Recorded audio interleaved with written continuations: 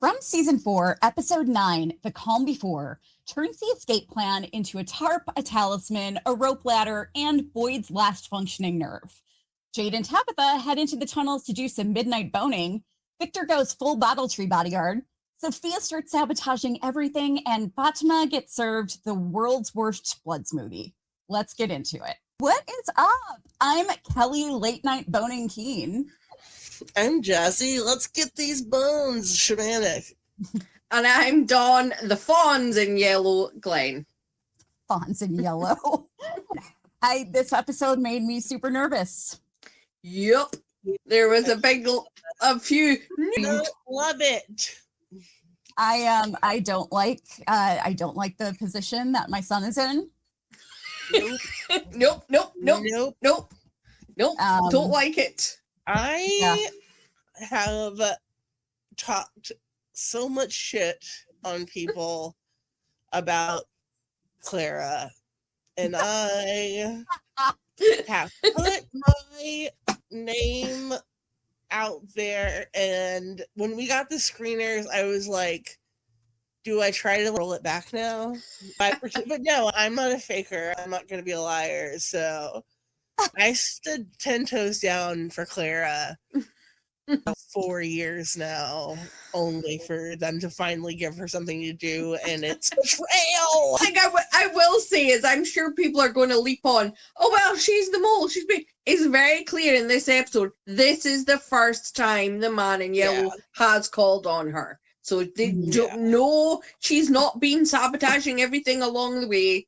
This is a big surprise for her. So what's so sad too is I bet Sophia was like this really sweet girl, just a girl, and now her body's being used to cause chaos. Well, should we get into it? Yes. After her ordeal with the man in yellow, Tabitha has gone straight to the post office to tell Boyd about it, and the fact that the man in yellow was also in her house in broad daylight, meaning the Talisman have no power over him, and they're all in danger. Jade interrupts their conversation when he arrives to make peace with Boyd and announce that he, Jade, should be the one to go into the tunnels. He's totally wrong-footed when Boyd immediately agrees and says he wants to be ready to start digging at first light tomorrow. In the woods, after his Tabitha vacation, the man in yellow returns to being Sophia and encounters Clara and Elgin gathering rope for the tunnels plan. In response to Sophia's feigned interest, Elgin, channeling Roadrunner, invites Wile E. Coyote to join them making a rope ladder in the diner overnight. When Clara leaves to go and look for more rope and chain in the shed, Sophia goes with her, lowering her glasses to reveal her real eyes, asks if Clara remembers the deal they made, because now it's time to call it in, and one of Frum's most debated questions is answered. When we get back from the titles, at the clinic, a stressed Christy is looking for the epinephrine shot from the ambulance. Mariel finds it for her and says she's left Fatima doing a puzzle under the guise of a cognitive test. Christy is going to talk to Boyd, and with instructions left for caring for Fatima, the pair part on kisses and I love yous. Sophia brings Clara home for a disturbing play date in her new room that Sarah has painted. She invites a terrified Clara to sit beside her on the bed, but sadly, no hair braiding or light sapphism is on the cards for this sleepover. Revealing that Clara made the old I get to go home deal with the man in yellow, Sophia brushes off concern about the tunnel plan, saying the rituals that Frumville are based on means how you do something is as important as what you do. Instead, Sophia wants Clara to help speed up her games with the residents and cuts open their palms, pressing them together and telling Clara to let her in. Okay, maybe there was some light sapphism after all. Outside the shed at Colony House, Boyd, Kenny, and Jade are filling an unimpressed Donna in on the plan. Kenny says they're going to use a tarp and a talisman to protect the chamber while the people dig. And Jade announces that once the bones are out of the ground, they will protect them, information he gained from his trip, as they climb the Acme rope ladder up out of the Battletree hole. But Donna still isn't convinced the plan is solid, and Boyd is frustrated, but he's taken aside by Christy, who breaks the news to him about Fatima off screen. Salient questions like, how do they stop the people digging for the bones from being slashed? Henry is pondering the carousel horse at Colony House and how it got there. doesn't have answers, but she does have cookies, explaining she always used to bake to calm her nerves. When Henry absentmindedly bites into one, he flashes to his parallel life. This time he's sitting in the facility communal room with Victor bringing him his favorite burger and provolone cheese. Victor presses his father on taking the advice from Dr. Boyd, deepening Henry's fears that this is real reality, but he still can't think about how he can kill his own son. No, literally, how? With his bare hands. Victor explains the dream will provide everything he needs when he accepts the truth. And when a distressed Henry hits the table, he's back in Colony House, and Patty's plate of cookies are on the floor. Victor asks if he's okay, but Henry brushes him off and leaves. Christy follows Boyd to the post office, where she is unimpressed that he has no plan of action for what to do about Fatima. Though he is adamant they don't tell Ellis or Fatima, his only plan is to get everyone out of here ASAP, which means the bone plan has to work. Thus, he wants Christy out there, given there may be casualties who won't make it all the way to the clinic. Tabitha breaks more bad news at the kitchen family table, telling Ethan and Julie about the man in yellow being there. Julie guesses that he killed Jim and connects the dots with Jade and Tabitha's discoveries, and the knowledge comes at a cost message. She shares her own encounter with the man in yellow and tells her mother that what she thought was story walking is just the town lying to her, and warns against her mother falling for it too. Using the talisman from their door as an example, she asks if Tabitha's past lives were real. Wouldn't she know who made these? She begs her mom to stop believing this reincarnation bullshit because more people will get hurt.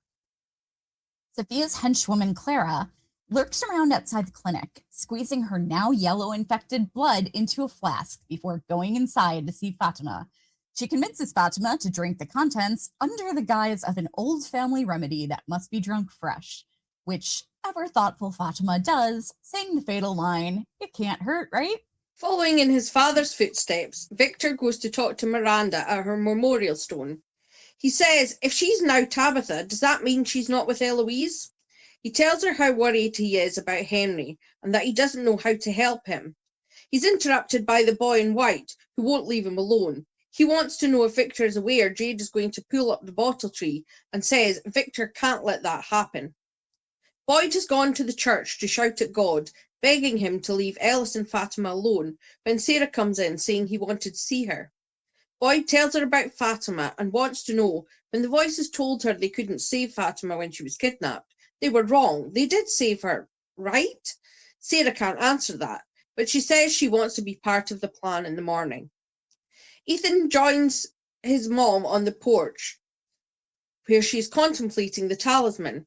Tabitha's unable to reassure her son that it really was his dad he saw, but Ethan reassures her that he believes the town creates all these lies so they won't believe when good things happen. He urges his mother not to be scared to believe, and just then the Ankui kids appear in formation in front of her to point, and Tabitha looks at the talisman in realization. Jade is showing Boyd how they've set up the radio to communicate with the groups using a rudimentary electrical Morse code. When Victor comes in and asks about the bottle tree, Jade and Boyd try to convince Victor it's a good thing, but he relays what the boy in white said. When Boyd is only sarcastic in response, Victor becomes more agitated and insists he'll stop them before leaving. Boyd rushes after him, and he and Kenny wrestle Victor to the ground, cuffing him while he wails in distress. Tabitha approaches, and Victor asks for her help, but Kenny leads him away to the cell, while Boyd says to Tabitha, if she tells him to stop, they will, but Tabitha has come to say she's going down the tunnels tomorrow. She shows him the two figures on the talisman and says she and Jade are the ones who should go, the only ones who should go, unwittingly echoing Sophia when she says how they do this is important as what they do. At dusk, Sophia goes to the diner to help with the rope ladder. We're back to surprised but not suspicious when Sophia gets the jukebox to work. Jackson Brown's Doctor My Eyes plays as the creatures try to scare them from outside the windows, but Acosta shouts for the blinds to be closed, and surreptitiously Sophia takes a knife and frays the rope in her lap. In the clinic, Fatima is in bed and starts clutching her stomach in pain.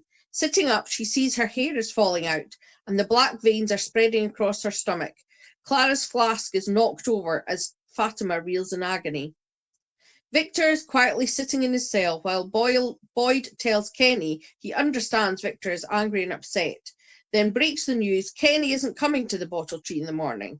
He wants a continuation of government if things go horribly wrong, and although Kenny argues at first, he eventually agrees, and the pair drink the last of Capri's whiskey and drink to better days. It's morning, and Tabitha is saying her goodbye to her kids on the colony house porch, with Clara watching on. Ethan wishes she wouldn't go, but she tells him to remember, don't be scared to believe. And Jade reassures Ethan the bones will protect them. After hugging both her children, Tabitha and Jade depart, with Jade pointing out how lucky Tabitha is. Not a single person tried to talk him out of going. In the woods, the group led by Boyd are setting up to remove the bottle tree. Sarah's manning the radio, and at the cave entrance, Jade receives the signal that they are good to go, so he and Tabitha venture inside. Elgin is continuing to sort through storage boxes in the back of the diner and comes across a stash of Polaroids and is shocked to see a familiar face in one. Up front, Sophia puts a toy boat into a box of toys as Clara comes in to report that only Jade and Tabitha have gone down into the tunnels. Sophia is visibly disturbed as Elgin comes through to show Sophia the photo, which shows a girl who looks just like her. When Sophia explains that she can only take the form of people who have died here, and that is her. As Clara locks the door, Polaroids appear to be the undoing of Elgin once more. In the tunnels, Jade and Tabitha seal the chamber with the Tarp and Talisman and start to digging, while Sarah receives the signal that they are in place. The noise of the digging wakes the creatures in the tunnels, who head towards them. The pair find the tomb and crowbar off the stone lid, revealing the skulls and bones inside. Just as Tabitha grabs the bag to start filling it, the creatures loom on the other side of the tarp. You really shouldn't be doing that, says Cowboy. Nerve-wracking. Restful. Yes. Oh The whole my time. That's clenched. God. Yeah, seriously. Yes. Let's jump into our list here. I couldn't decide who to give my pancakes to for this one. So I'm giving my pancakes to everybody except Clara. Fair. And Sophia. Sophia doesn't get any either. No. They have to, Clara and Sophia have to sit outside the diner watching everybody else eat pancakes. That's a good vision. And maybe Jade and Tabitha can get a little extra. And Elgin. Jazz, who's getting your pancakes? I'm disappointed in Elgin today. We'll get to it. My pancakes, I went with Jaditha, the combo team of Jaditha. I love that Tabitha figured it out because Sophia was banking on a bunch of people going down and it not working. Mm-hmm. And I'm so glad she's the one who put it together. That was a cool touch. And I love that, like, the whole time that we're talking about this, you're assuming that Jade is going to be on the sidelines. Like, he's planning to be on the sidelines, and then him being like, no, it's got to be me. I love that they took the risk. I love that they figured it out on their own and chose to make the sacrifice for the group. Pancakes for days. What about you? I went with the mother-son combo of Tabitha and Ethan because I'm so proud. That sounds stupid, but you know what I mean. I'm proud of the fact that both of them didn't listen to Julie. And I mean, Julie is essentially right. If anybody with sense would go, don't trust anything. But I'm so proud that Ethan was able to say, no, you've got to believe that, what's the point in living if you don't believe? And that Tabitha listened to him. And then obviously it was in that conversation that the talisman came to her. So I think they can share a stack between them. All right, let's get into our top fives. Mm-hmm. My number 5 is Boyd telling God, I don't like you. That's mine too. Dear, that's so funny. So hard at that. Boyd in a church and Boyd throwing F-bombs. He's at his best. Every time Boyd walks into that church, I know it's going to be a good scene. I love it. He belongs there. He should just move into the church. I love cranky Boyd, and it just makes him cranky. Yeah. So that's your number 5 too, Jess? It literally says, Boyd starting his prayer with, listen, I don't fucking like you. That's direct, sir, to the Lord. I get it. I can't say I don't understand. I thought that was pretty funny. Dawn, what about you? Mine's in the same vein, but it's Jade's comic to Tabitha. Like, nobody's trying to talk me out of this. I love that. He's come so far, and yet still everybody's like, eh. It is like in The Walking Dead when Andrea shot Daryl by accident, and Dale's like, don't worry about it. Everybody wants to shoot Daryl. Yeah.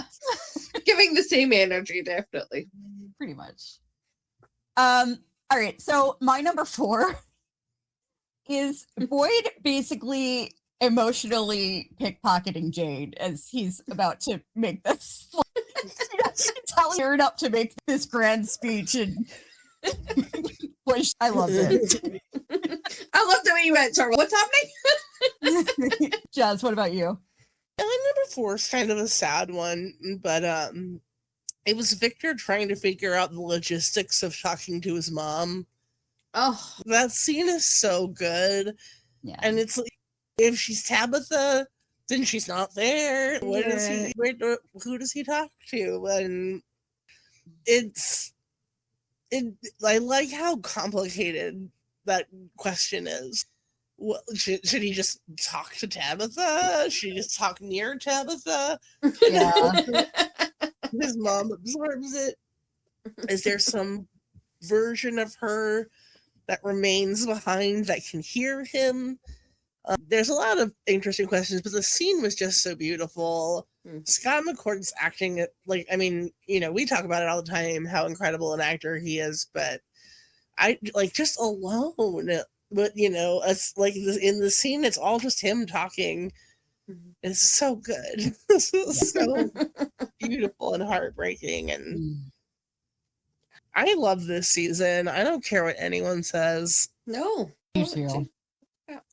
I think it's just that people want it. If it had to come out all at once, people would be like, it was the best season of TV that ever happened. People have no patience. Yeah, agreed. I think a lot of people also are annoyed that there are these things that have happened that we don't have answers for, that I think people are thinking they just abandoned. But clearly they haven't, because one of those things is like that freaking ballerina. And we saw Sophia gasp like when she saw the ballerina in the storage room. Yeah. It's going to get explained. I know everything will be explained. I don't think they're going to leave stuff dangling threads. Yeah. I'm sorry, Dawn, did you just go? No, I haven't gone yet. Mine is oddly, excuse me, the radio idea they had of talking to each other, because, and this may seem an odd reason, but they didn't explain it to us. And I thought, that was really good. I hate magical writing where people, they just, wave your hands and go, this works, no question. But I like that they went, we've done all the stuff about radio. If you have watched 4 seasons, you're well aware there is a radio, they can use it. And if you join 2 wires together, you're going to make a connection. That they didn't waste time giving us some exposition about that, but that the characters thought of that, because it didn't even occur to me, you're going to need a way to know how's the time, because they're not going to have time. Once, it's going to be time is going to be of the essence. So that they came up with a solution that was believable in world and didn't waste time on it. And, when there's so much going on in the stories, I thought it was such an effective bit of writing to just go, this is this, right, let's move on. All right, so we're at number 3, right? My number 3 is Dr. My Eyes. It's a great song. I love that song, but it's also so appropriate for the show. It's so on brand for the show. It really is. It should be like Henry's theme song right now. Right? He needs them. Dr. Boyd. Seriously. Let's stick with Dr. Christie, not Dr. Boyd. Jazz, what's your number 3? I had that as my number 2, but I'll move it down for the sake of discussion.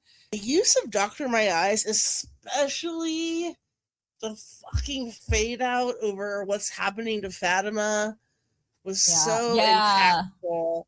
I love the way they started the scene with Sophia making the radio work.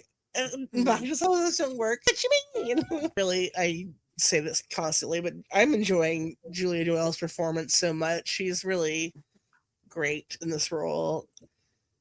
I thought that little aside was super funny. But they're always great at picking songs. They don't use a ton of contemporary music on the show, and that was an excellent pick and deeply ominous for Fatima. Yeah, seriously. Too late for me. Fade out. Oh, it did not make me feel good, but I loved the sequence. Yeah. Guess what? You? It was my 3-2.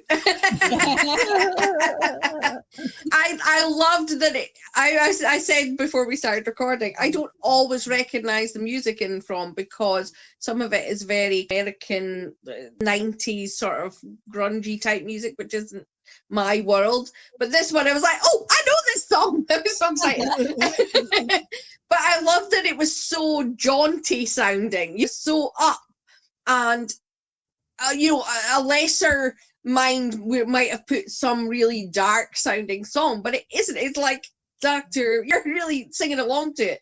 And is with a dark song. I mean, yes, the themes of dark, but you know what I mean? It sounds like it's so up, but because the lyrics are so dark and fitting so well, it's with everything that's happening with Sophia, with Fatima, and even with Elgin. All of these characters, it fits them. And I thought, it's like they had the song written for the show. The lyrics fitted so well. I couldn't believe it. So I loved that. And it made it sound even more ominous because it sounds so uplifting. It honestly sounds like a song that Boyd would write. That's like his whole world. I saw someone on Facebook the other day say that they always pretend that Boyd sings the theme song. That's weird, but it's whatever you gotta do. Yeah, that's so funny. I can't imagine that, but dear. I can't hear anybody but Frank Black because I'm too big of a Pixies fan for too many years. So my number 2 is it's kind of a tie between just the whole coordinated plan, because it was just so cool to watch everything come together. And I'm tying that with the Easter egg goodies in this episode. We got another boat reference. Show has always had a lot of references to hope and believing and what you believe in, and it's really ramping up now, all that stuff. But also, I have something else that I want to take a look at. This was very faintly in the background. I edited the crap out of it so you could see it, because it's not. I have a feeling a lot of people are going to miss this because it's so tiny. But this was in the background of Henry's hospital room. So I found that interesting. It looks like an ominous drawing. It look like the runes from the sigil or the talisman. It looks to me like a woman with scales of justice kind of thing that's holding. It's the fates, what goes up and down. That's what it made me think of. But the other thing that I noticed was the TV screen. It was basically it was just woods on the TV. But it looked like the forest in Fromville with those. I didn't notice that. Yeah. And then I don't know if this is reaching to read too much into it, but I thought it was interesting that right behind Henry there was a grief counseling poster. I did see that one, yes. Yeah. I was like, appropriate. Necessary. Yeah. Yes. Yeah. Jazz, what about you? My number 2 is the conversation that Boyd and Sarah have in the church. I have not gotten enough Sarah this season. Yeah. She's been a little sidelined this season, which is okay. She's had a lot of focus, but they're great scene partners. Mm-hmm. I like watching the two of them together, and him just asking, didn't we save her? We did, right? His uncertainty and like hope that Sarah can give him an answer just broke my heart. These episodes are rough. Yeah. I really love that Boyd has these close relationships with Christy and Kenny, but it's Sarah he turns to for reassurance, which is so, it makes it such an interesting relationship because he knows she seems to be most connected with everything. So I guess he feels like she's suffered in the same way he has. So she's the one. He's not burdening her than he would if he told Ellis or Christy whatever's going on in his mind. And it's such an unusual relationship, and I love it. He's not really one of his surrogate kids. No. Christy or Kenny, but they also have this closeness.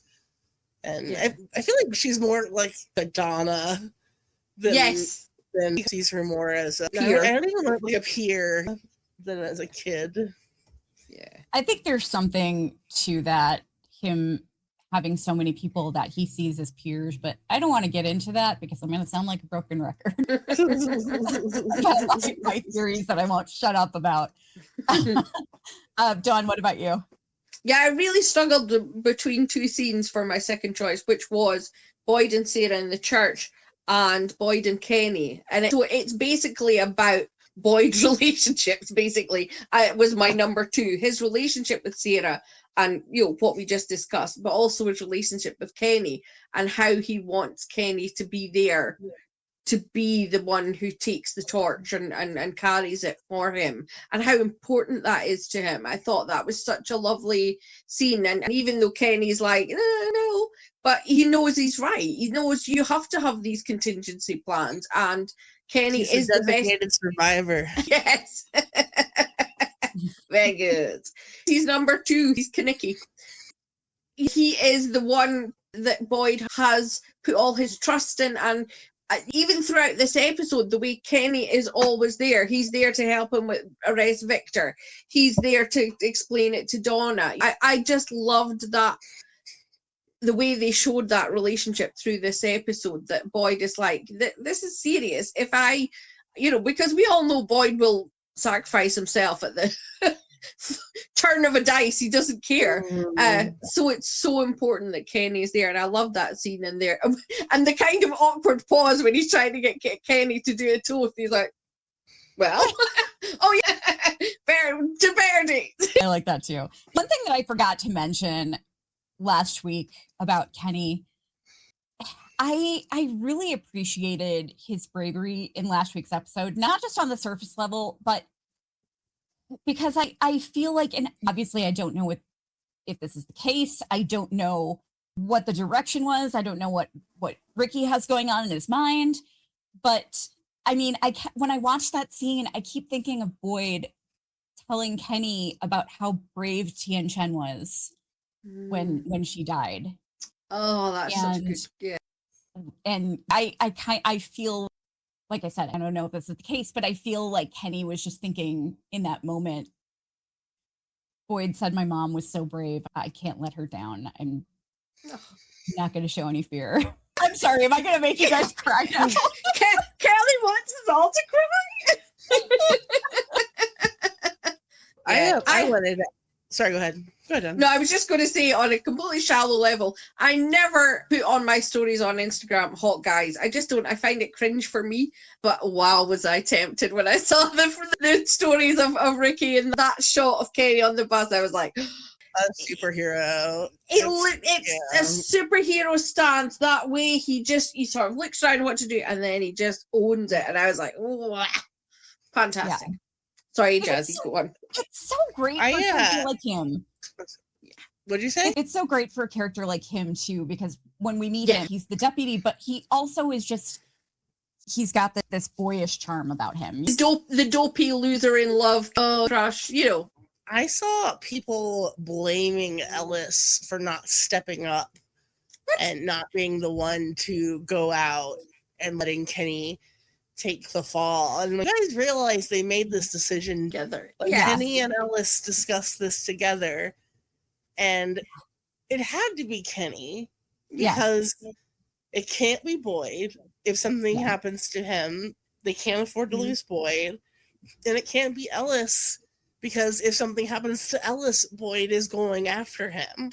Exactly. Yes. Potentially opening the door and killing all three of them.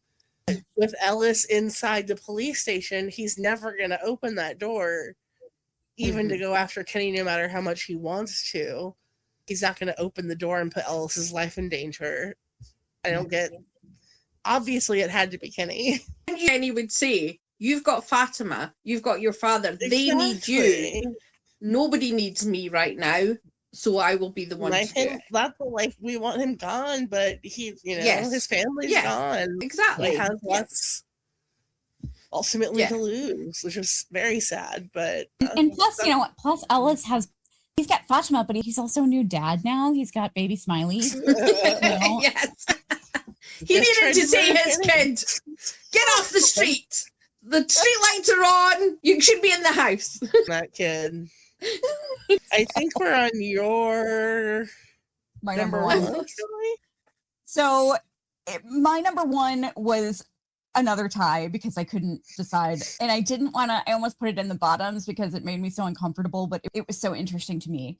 It was a tie between Victor's graveside chat and just the whole thing with Henry's visions, because it's just, I find it so compelling. And I have a lot of thoughts that I want to discuss about this when we start talking theories after the season. But obviously we know that Henry's Normcore Victor visions, we know those aren't real.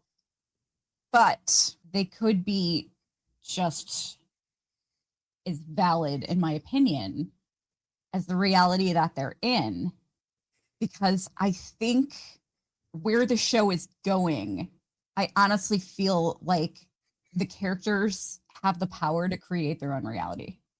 I'm just seeing a lot of what I feel is timelines bleeding through and people dying who are still hanging out and talking to the characters, like Jim and Katri and unfortunately no Tom this season. But there's a lot going on that Julie story walking, I feel like there's a multiple universe situation going on here, but I feel like maybe only some people can control it.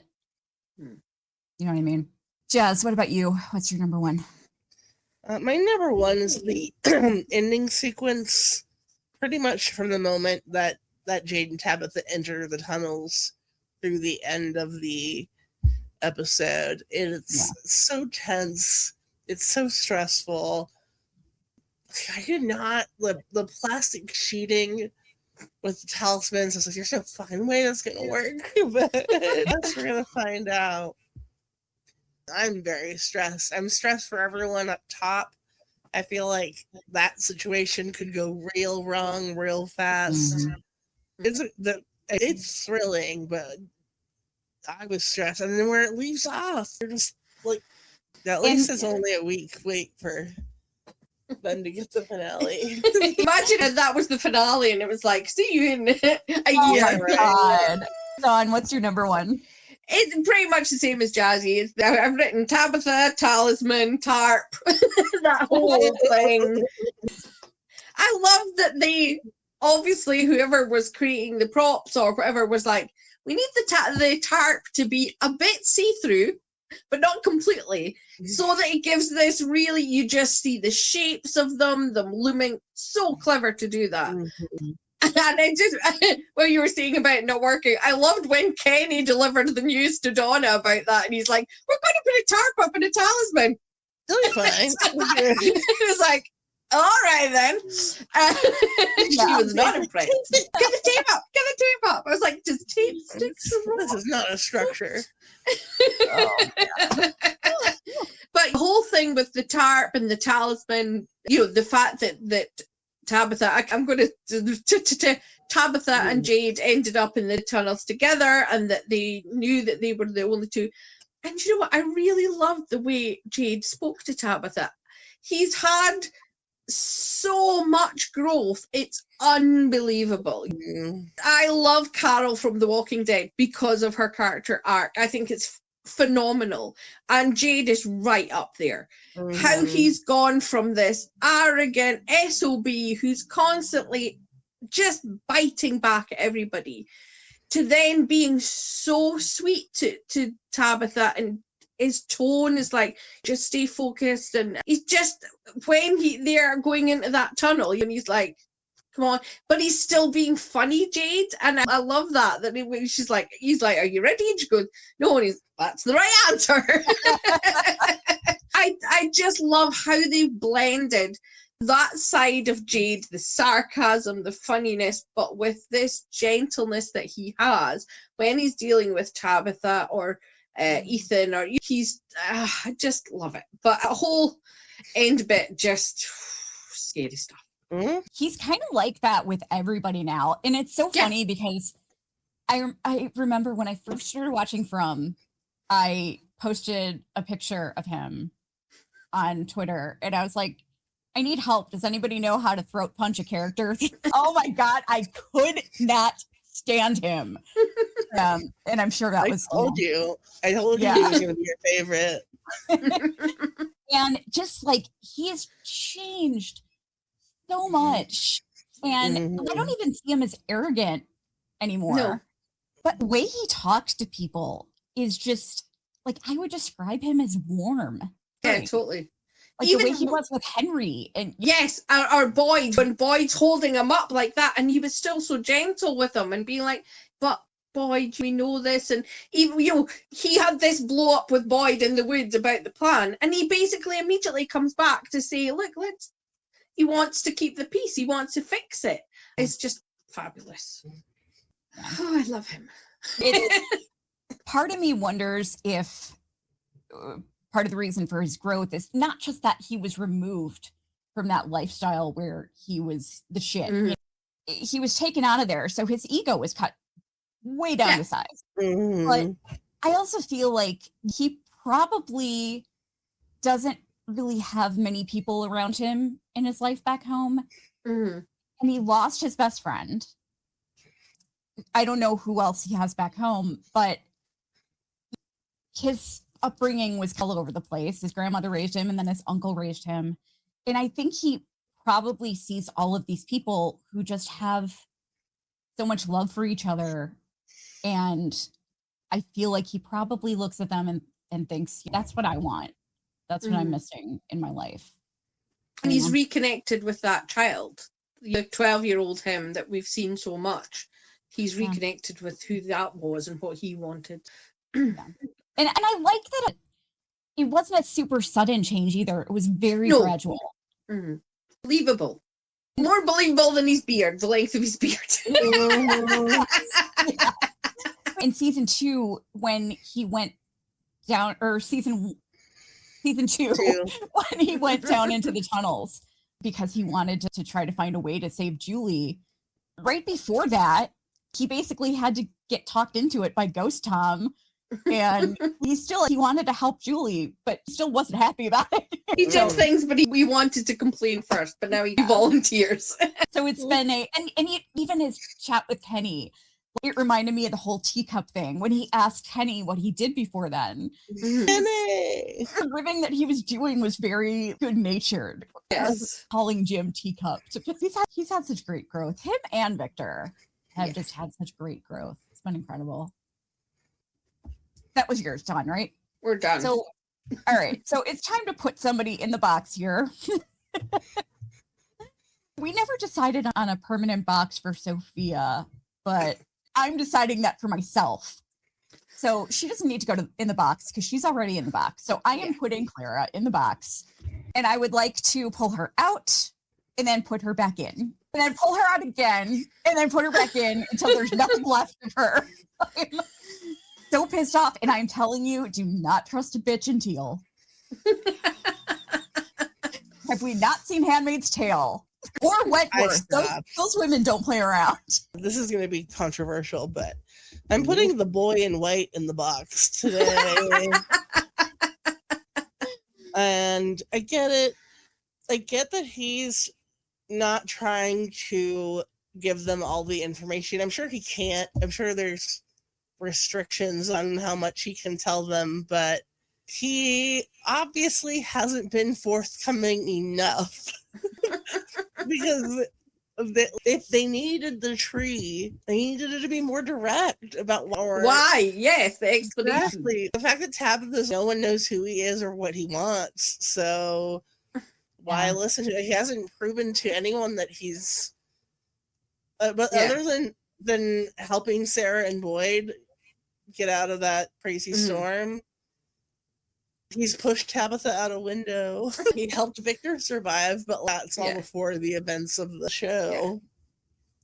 Do we feel like he is an entity like the man in yellow, or do we feel like he may have been a real person? I have an idea of what I think he is, but because what I was going to say is, if he was a real person, then it's possible that Tabitha could eventually remember him. Oh, that's a good point. Yeah, because I don't think he's a real person. No, but if we know that the man in yellow came to the town as the man in yellow, the same face, I wonder if the boy in white, whatever he is, has someone's face. Do you know what I mean? So even if he's not a human, he may have had a human's face, so she might remember. Because obviously, there's a lot of we've only seen Miranda and essentially the very first version of Tabitha when she was a little girl. So there's a whole lot in between that we know nothing about. He could be the boy from before Victor. Yeah, that is a good point. He could know how to survive because he did it. Because we know the cycle hasn't stopped. So and I think that's why the town wanted Ethan dead, because the cycle would continue. Wait, I don't know. I don't know what to think about that. But anyway, I just realized that we skipped. Wait, did you give your box? No, but it's Clara. It's all right. I'm very annoyed at her. I'm very annoyed that the only plus size woman in town was betraying everyone. Don't like that. Very annoyed. I'm pissed. I don't like it either. Clara, why are you believing somebody with black eyes? It seems like I'm guessing Clara rode her bike into town. It seems, I don't know. Did Jade ever give her back her bike? No, Jade still has it. I'm pretty sure he's hiding it from her in the former Lee house basement. Probably. But they met, so obviously they met before she arrived all the way until I'm assuming after the tree. I'm assuming, and then obviously he approached her in a different form, not as Sophia. Maybe he did approach her as the man in yellow. I don't know. But wouldn't she have thought after all this time and seen what happened with Elgin and Sarah that to go, ooh, maybe that person wasn't very good and was lying to me. Definitely. It bothers me that her whole thing is only for her. It's not for everybody. Not getting anyone else out. Exactly. He's getting out. That's fucked up, Clara. That's what bothered me the most, honestly. She didn't think she was going to be helping anybody else. She just wanted to get the fuck out of there. I just realized that we completely skipped over probably debate team. So why don't we do that real quick before we go into our bottom fives? Yeah. So as some of you know who have been watching us regularly, before we start recording, we pick a conflict and we randomly assign roles to debate. And this week we decided on should Boyd have put Victor in handcuffs? Should he have arrested him? And I will be arguing for Boyd, Jazz will be arguing for Victor, and Dawn will be the judge. Which one do we think is more difficult here? I think to not arrest him, because I think. All right, So I'll go first. Go. So we don't know. Nobody knows whether or not this plan is going to work. They don't have proof of anything. So in the meantime, they just have to take a leap of faith. And with Victor being so aggressively telling them that he's going to stop them, they have to stop that in its tracks, because otherwise it could just destroy everything. They can't, right now, they don't have anybody on the other side that's willing to be that aggressive to go forward with the plan. And Victor just throwing a wrench into it is going to just cause a lot of chaos and a lot of fighting. And it's just going to lead to a lot of bad feelings in general. And I don't think they wanted to put him in cuffs, but I feel like they felt they had no choice in the moment. Perfect. Jazzy? I'm ready. 3, 2, 1, go. Hi, I'm Victor. I'm the sole survivor of the previous massacre, as you may remember. I've lived here on my own for 40 fucking years. So, I don't know. Maybe I have the idea. Maybe listen to me, since I'm the one who's lived here my whole entire life and managed to stay alive, unlike so many others who have tried other things. Maybe I haven't gotten home, but I also haven't gotten tons of people killed. So I feel like we should listen to the guy who kept me alive. He's warning us that this will prevent us from leaving. So I feel like it's a bad plan. Don't arrest me. That's a very good point. I hadn't really thought about that, about the boy in white kept Victor alive, so listen to him.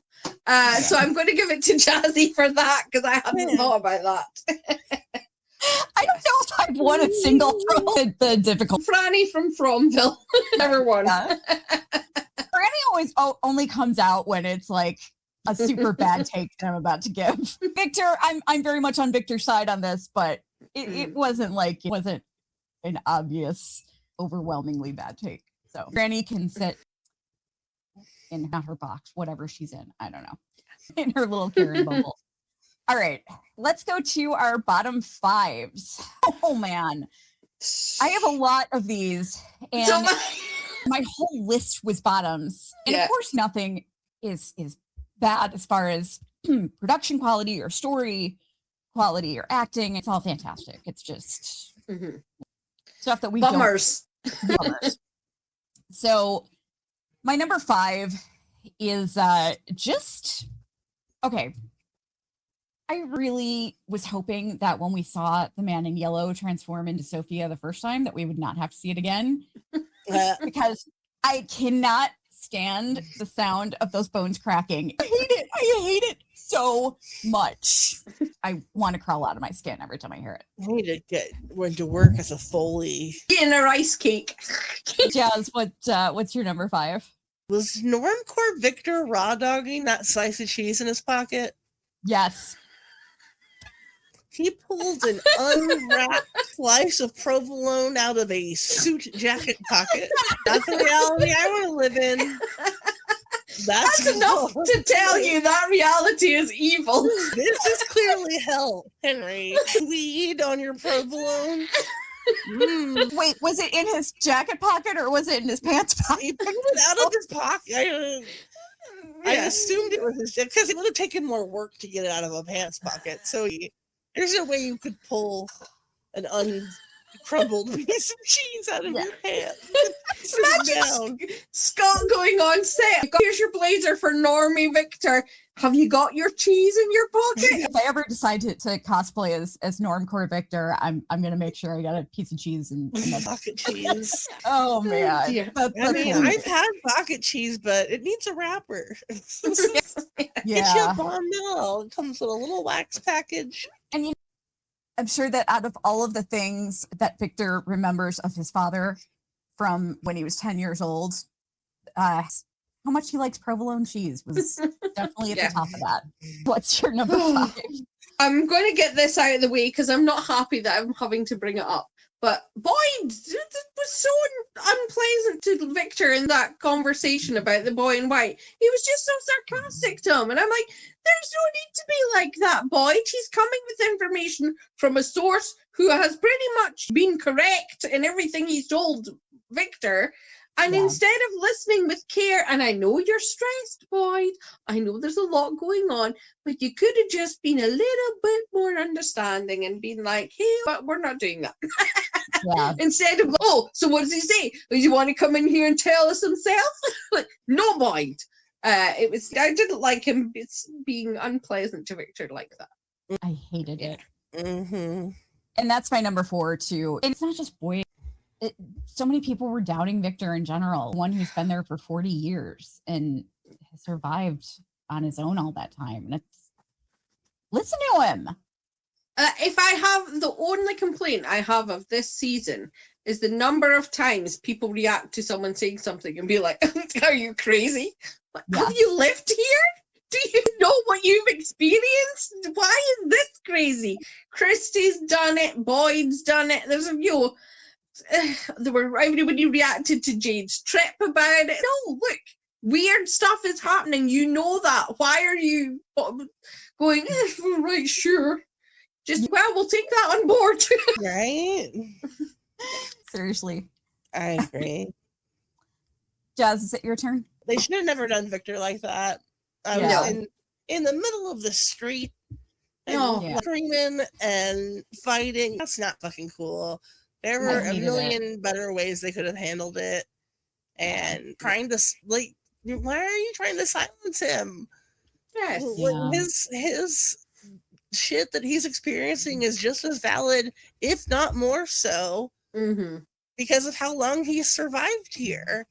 Yeah. It really bothers me. It feels ableist the way they continuously disregard his input. I know he's not the best at explaining himself or being calm, but if he has a concern, he's probably fucking right.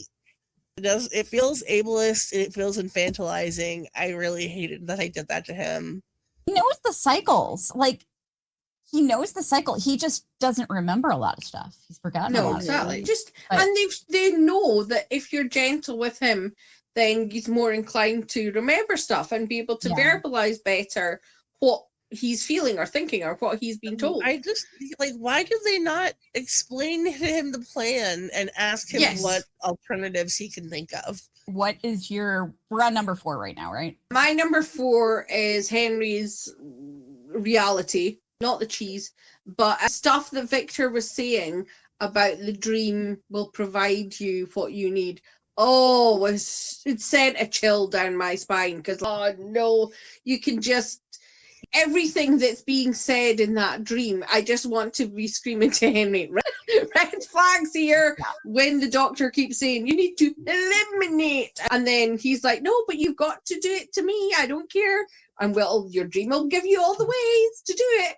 It's so chilling. And it makes me think about elders or people who are vulnerable or through mental health or through physical health, and how people in the insidious way somebody can get all their money or whatever, the way they speak to them. And it's so good that they've captured that so well, that I'm just doing what's best for you, and it's so dark. And Scott McCord is playing such a different version of Victor. He feels completely different. And yet you can still feel that relationship with Henry, and it's chilling. And I think something that From does so well is, obviously there's all the monsters and whatever, but it always has these great parallels to darkness in real life that we all encounter. Stuff with Fatima, and it made me think of too many horrible real situations of people in facilities or hospitals, and it's like, ugh. Agreed. For sure. All right. So my number 3 is Sophia cutting the fucking ladder. That upset me so much. I did not like that. It was not cool. You know what? Let me back up for a second, because I wanted to add something to your number 4, Dawn, regarding Victor telling Henry, the doctor said that the dream, it'll provide you with everything you need. It made me think of Jade and the mushrooms. Like, I'm still leery to trust that whole thing because I think the mushrooms were planted there for him. Yes. What a coincidence that when they see the man in yellow suit, that there's some magical mushrooms growing next to it. I think they are planted, but I think they are planted by the good elements. Oh, maybe. They were obviously meant for him to find, but I don't think it was insidious. I was waiting to see something, and then I realized that was in Widow's Bay. On at the same time, where a lead character eats some mushrooms, it's chicken. That's hilarious. Are you the shaman? Getting back to my number 3, I don't like Sophia cutting the ladder. It's scary. And you just, on top of it being life-threatening, they put work into put nothing together. I'm like, are they not going to inspect it? Is there not somebody going to go, right, let's check all the knots?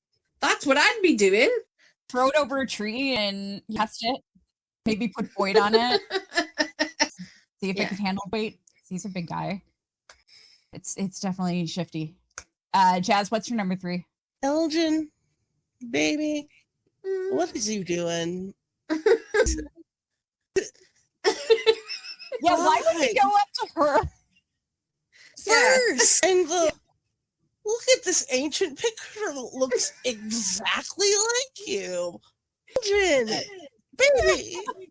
What is you doing? Why would he not immediately take that to Boyd or Akasha? I know. It was so stupid. It was out of character. Like that. I was baffled. Because it's not like you could even say, oh, like she looks like you. That's her. It's her. You can see it with your eyeballs.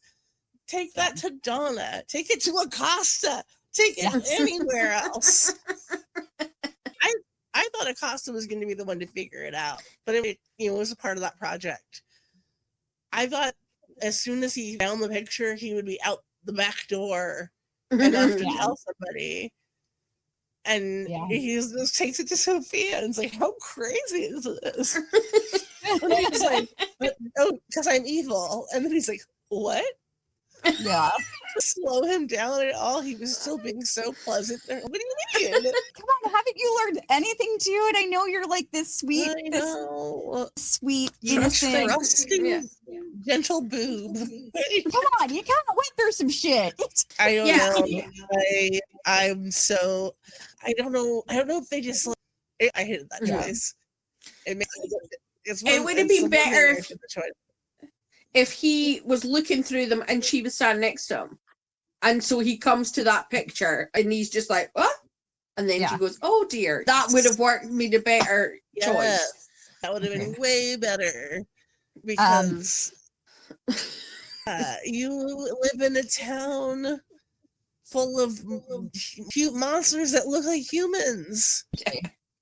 Dawn, what's your number 3? Mine is the lesbianism on the bed.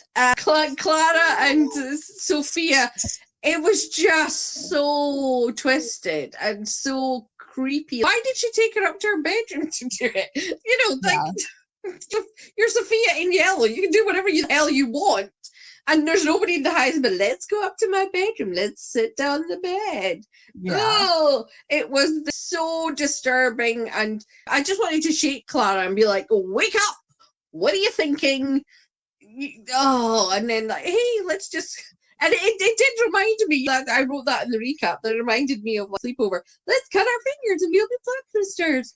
And Sophia saying the how nice it was that Sarah painted the room, but it wasn't our favorite color. I was like, oh, would that be yellow? That whole scene gave me the creeps. Number 2 is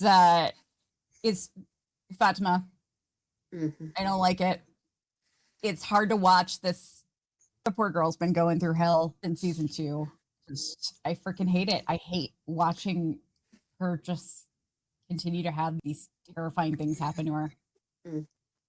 I keep flashing back to the first episode where Boyd says she never changes, does she? You really have to fuck with her hair? This woman has some of the most beautiful hair I've ever seen in my life. I was so confused why she had extensions in. I was like, why is her hair this much bigger? And then I was like, it's always like a haircut or something. I should just be used to it by now. Watching TV this season has left something to be desired. Yes, unfortunately it has. Jazz, what's your number 2? Also that. Also Fatima. We've watched her be tortured for like 3 seasons now. And I'm just, it sucks. Nothing about where she's at sounds good. I really hope maybe the golem can help or something is gonna change, but it seems like she's not gonna make it out of the season, and I don't like that at all. I remember when I first saw her character, when her character was first introduced, and I think I even said this to you. I remember saying, so I'm guessing that we're gonna find out that either Fatima and Ellis are secretly evil.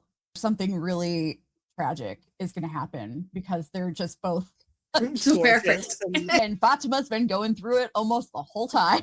Man. Dawn, what's your number 2? It's the same as well. It's just the whole thing with her, it being in so much pain and looking at the veins on her stomach, and the very fact that Sophia wanted to hurry this along, wasn't going fast enough, whatever it is, and that she needed to hurry it along with the flask, and the fact that Fatima is so trusting and kind, so that when Clara's like, here, drink this, she's like, oh, and that'll help me. It just, as you say, Fatima was possibly the kindest, the sweetest, the loveliest person in season 1. And so she still is, but you know what I mean, before all this landed on her. To see that she is the most punished for that, in a sense, is just agonizing. And I'm scared for her too, especially when her hair was falling out. I was like, oh, that's not good. No. Yeah, I don't like that at all. At least it wasn't our teeth. All right. So my number 1, I'm sure you're both expecting me to say my son being in danger. And normally I would, but there was so much other shit going on in this episode. And number 1 for me, I fucking hated watching Victor being handcuffed and just melting down. I thought that was going to be your number 1. It was so awful to watch. I hated it. I just wanted to cry. It was not okay. They should have handled that any other way. It was really brutal. Jazz, what's your number 1? My number 1 is Clara. Come on. Betrayal. I already talked about it a lot at the top of the show. First of all, and this is not from specific, this is every fucking television show that has ever done any form of magic. What is with the slice down the center of the palm? Why does everyone go, let me cut the most difficult to heal, painful, uncomfortable place on your body, pretend top 3. It was right down the middle of your, and I don't know. I don't get why that's a trope. Like, either. You accomplish the same thing. That's so painful. And that would take forever to heal. Ages to heal. At the bend of your hand, gross. Also, we've already talked about it, but I've been begging for them to give Clara something to do. Yeah. I have been begging, even on the show, I've been begging for them to give Clara something to do. And they finally give her something to do, and it's betrayal. Yep. Not fun. Not cool. That's what I get for wanting things. It's my own fault, really. Dawn, what's your number 1? My number 1 was Elgin in danger. I just wrote Elgin. No! I was like, no, not Elgin. And yes, it was, not the smartest move. But when she got Clara to lock the door, I was just like, no. Oh, I hate it. To leave us not knowing. Oh, I'm hoping that Clara will do a last minute sacrifice herself for and save Elgin is my hope. She'll come back from her, do something to counterbalance her betrayal. And you know Yeah. what? I just wish, this is just an aside, I just wish nobody had been a mole. I was so sick of the online discussion about it's her, it's this, it's him, it's there, it's all of them. No, I just wanted it to be no one. Her a mole. Because she's not. No. Yeah. Yeah. That's what you know what I said at the start. That's what everyone's gonna say. Everyone will say, "Oh, she's the mole," but no, she wasn't. But I just wish they hadn't bothered, so that everybody was wrong. Exactly. All right. Did you guys have anything that you wanted to throw out there before we? I don't think so. End the I episode? don't think so. That boat. I know. Where Yeah, Sophia put it in the box of toys when just before Elgin came through. Yeah. So I'm like, that Void's boat is somehow pivotal to everything, and I haven't the faintest clue how, but it is. I just the first thing that comes to mind for me makes no sense because they already said that this isn't an afterlife kind of thing. I immediately think of hell and the goddess who transports the dead via her boat made of skulls. Boat made of teeth, maybe in this situation. That there's so many boat references. It's wild. And like when for the Polaroid of his house that he bought, there was no boat in front of it. So I'm like, that boat is going to be in Fromville.